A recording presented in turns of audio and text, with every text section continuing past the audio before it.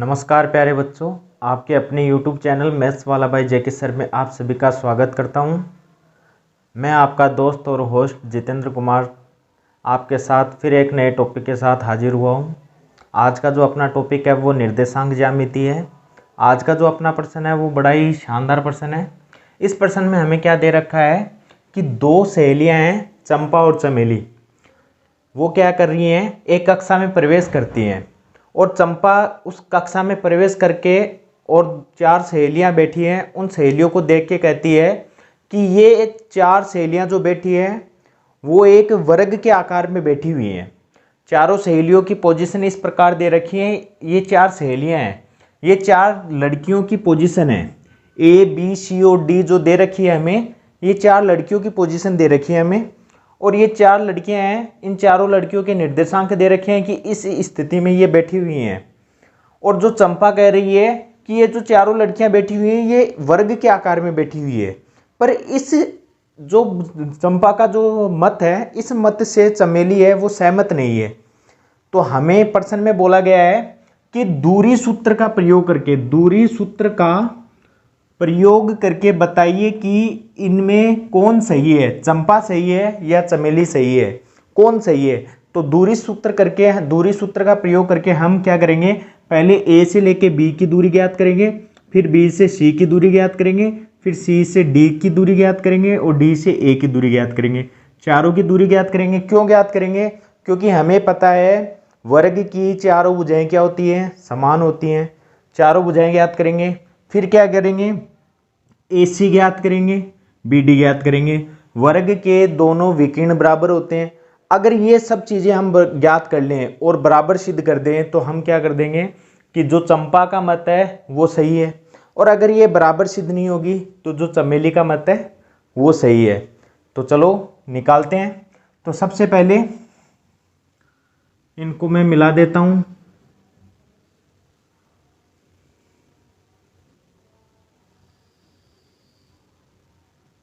कुछ ऐसा वर्ग सा बनेगा ये।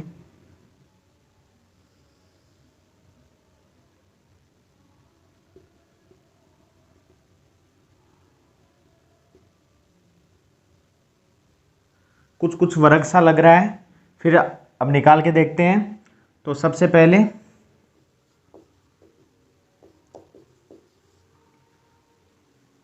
ए बी बराबर दूरी सूत्र क्या हो जाएगा, under root x2 minus x1 का square plus y2 minus y1 का स्क्वायर बराबर अंडर रूट। देखिए हम बात कर रहे हैं ए और बी की, तो इसलिए ये x1 हो गया और ये x2 हो गया, ये y1 हो गया, ये y2 हो गया। तो 6 माइनस 3 का स्क्वायर प्लस ये 7 माइनस 4 का स्क्वायर बराबर अंडर रूट। 6 में से 3 जाएगा, 3 का स्क्वायर 9। 6 में से 3 गया 3 और 3 का स्क्वायर 9 प्लस 7 में से 4 गया 3 का स्क्वायर 9 और 9 18, यानी कि अंडर रूट 18। इसका आंसर आया अंडर रूट 18, यानी ए बी का जो मान आया वो क्या आ गया, अंडर रूट 18। अब निकालेंगे BC बराबर वही अपना ये। अब बार बार फॉर्मूला रिपीट नहीं करेंगे, सीधा मान रखेंगे। तो BC ये B और ये C, तो x2 माइनस x1 यानी 9 माइनस 6 का स्क्वायर प्लस 4 माइनस 7 का स्क्वायर, 4 माइनस 7 का स्क्वायर बराबर अंडर रूट 9 माइनस 6 यानी 3 का स्क्वायर, सीधा लिख देता हूँ 9। फिर प्लस ये कितना हो गया, 4 में से माइनस आ जाएगा -3 का स्क्वायर सीधा 9।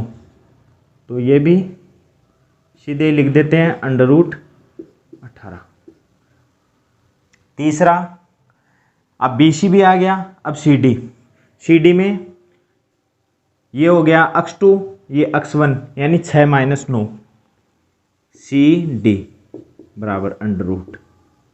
ये हो गया 6 - 9 का स्क्वायर प्लस वो हो गया y2 1 और 1 - 4 का स्क्वायर बराबर अंडर रूट। 6 में से 9 गया -3 बचेगा, -3 का स्क्वायर 9 प्लस 1 में से 4 जाएगा, -3 बचेगा, -3 का स्क्वायर 9, तो ये भी अंडर रूट 18। फिर CD आ गया। अब DA बोल दो या AD, तो DA निकालते हैं। DA बराबर अंडर रूट वही ये अक्ष 1 ये अक्ष 2 यानी 3 - 6 का स्क्वायर प्लस 4 - 1 का स्क्वायर अंडर रूट।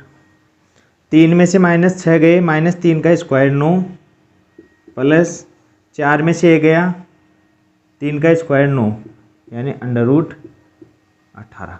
अभी तक हमने देखा सभी भुजाएं क्या आई, बराबर आई, यानी अभी तक तो हमारे अकॉर्डिंग क्या आ रहा है, वर्ग आ रहा है। अब हम क्या निकालेंगे, विकीर्ण निकालेंगे, क्योंकि सभी भुजाएं तो समचतुर्भुज की भी बराबर होती है, पर समचतुर्भुज के विकीर्ण अलग होते हैं, तो ये समचतुर्भुज भी तो हो सकता है। तो अब विकीर्ण निकालेंगे, तो विकीर्ण AC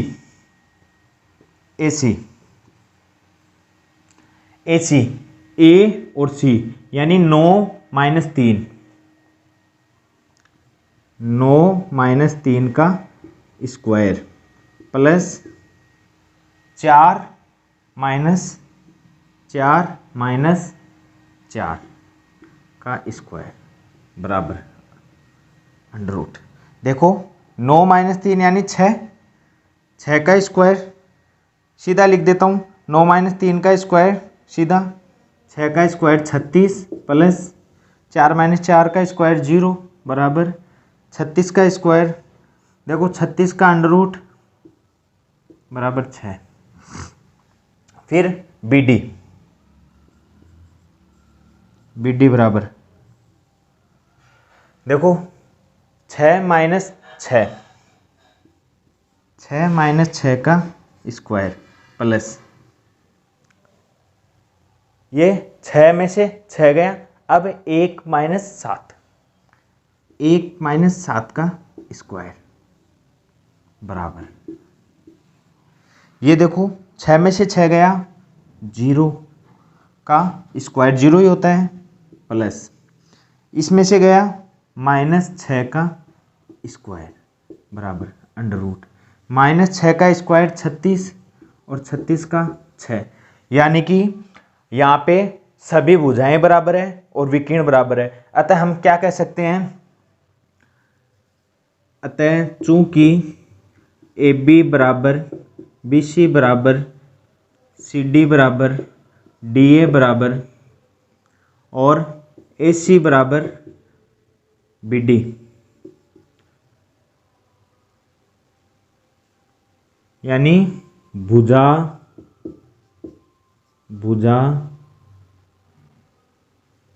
और विकीर्ण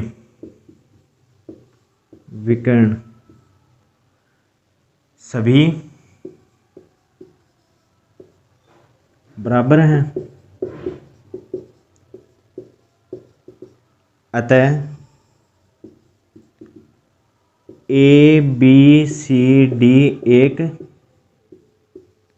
वर्ग होगा। अतः चंपा का मत सही है। यानी कि यहाँ पे चंपा का मत क्या होगा, सही होगा। यहाँ पे हमने क्या किया, सबसे पहले हमने क्या किया, दूरी सूत्र लगाया। दूरी सूत्र में हमने क्या किया, A और B यानी AB के बीच की दूरी निकाली, फिर BC के बीच की दूरी निकाली, फिर CD के बीच की दूरी निकाली, फिर DA के बीच की दूरी निकाली। फिर हमने क्या किया, इन चारों के बीच की दूरी बराबर आ गई। अब चारों के बीच की दूरी बराबर आने से हम ये नहीं कह सकते कि ये वर्ग है, क्योंकि चारों के बीच की दूरी तो समचतुर्भुज में भी बराबर होती है, चारों भुजाएं तो समचतुर्भुज की भी बराबर होती है। तो हमने क्या किया, दोनों के विकर्ण भी निकाले। अब दोनों के विकर्ण भी बराबर आ गए, देखो यहाँ पे 6 और 6 दोनों के विकर्ण भी बराबर आ गए। तब हमने क्या कहा, ए बी बराबर बी सी बराबर सी डी बराबर डी ए भुजा और विकर्ण ए सी बराबर बी डी सभी बराबर हैं, अतः ए बी सी डी एक वर्ग होगा, अतः चंपा का मत क्या होगा, सत्य है, चंपा का मत सही है।